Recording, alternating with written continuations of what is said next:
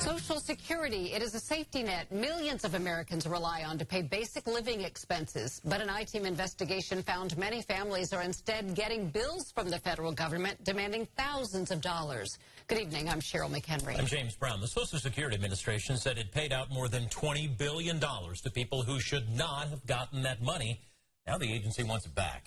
The I-Team's John Bedell is live with why this is happening and how it's impacting Ohioans. John? Cheryl and James, the I-Team's been tracking these overpayments for more than a year, trying to figure out just how many people in the Miami Valley have gotten these letters asking them to repay money they don't have.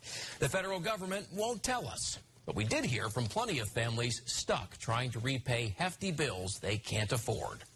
Okay, baby, what would you like for dinner today?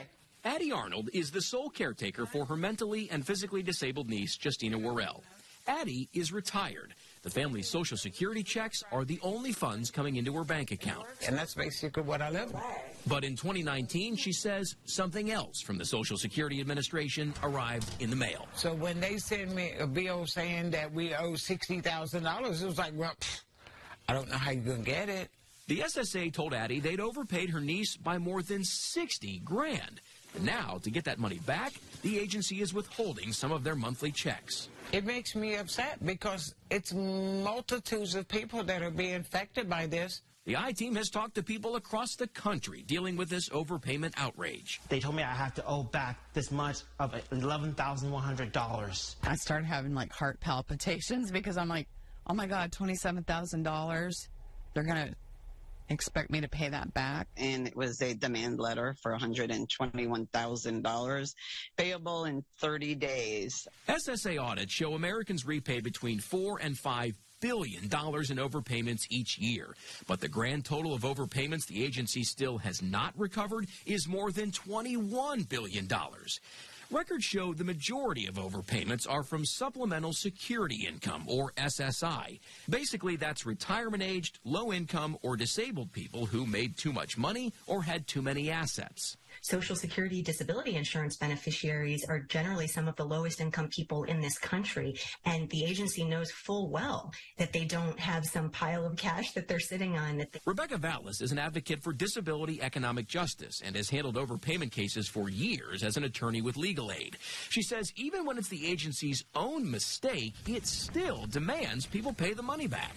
And the reality is you can do everything right and still get hit by a massive overpayment from Social Security.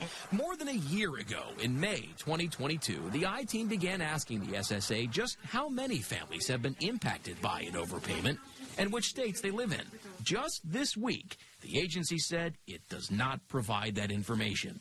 Based on recent agency reports, we know it's at least hundreds of thousands of people, if not millions. Overpayments have been around for as long as I've been around. But what has changed is that we don't have enough people to do the work. These two longtime Social Security workers who lead their employee union say critically low staffing levels mean it can be several years before workers reassess people's cases and catch overpayments, and even longer to send out the overpayment letters.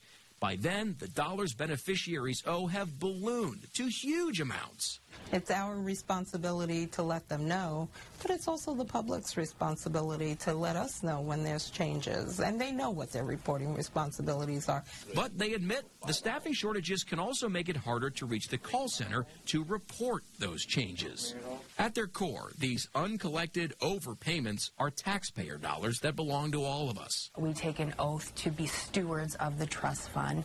So, unfortunately, we do have to collect overpayments or attempt to collect overpayments when somebody from the public has been overpaid.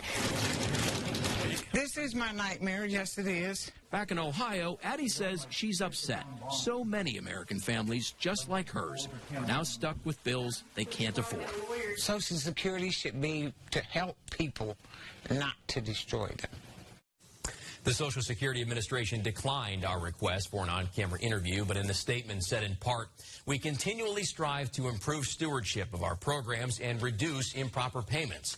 While staffing losses and resource constraints have challenged our service delivery, our payment accuracy rates remain very high.